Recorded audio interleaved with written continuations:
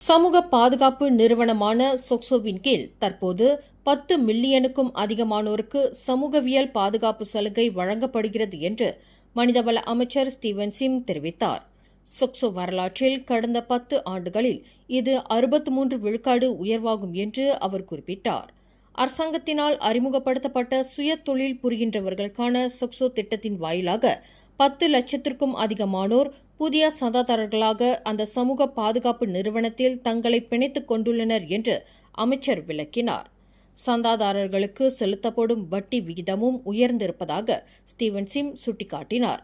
கடந்த 10 ஆண்டுகளில் குறிப்பாக 2015ஆம் ஆண்டில் 5200 ரிங்கேட்டாக இருந்த வட்டி விகிதம் இவ்வாண்டில் 5800 ரிங்கேட்டாக உயர்வு கண்டுள்ளது என்று அமைச்சர் குறிப்பிட்டார்.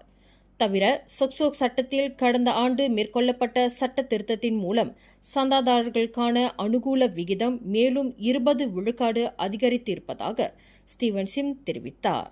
மேலும் செய்திகளை தெரிந்து கொள்ள கீழே இருக்கும் பெல் பட்டனை அழுத்துங்கள். உங்கள் மகிழ்ச்சியை வெளிப்படுத்த லைக் மற்றும் ஷேர் செய்யுங்கள். தொடர்ந்து திசைகளோடு இணைந்திருக்க சப்ஸ்கிரைப் செய்யுங்கள்.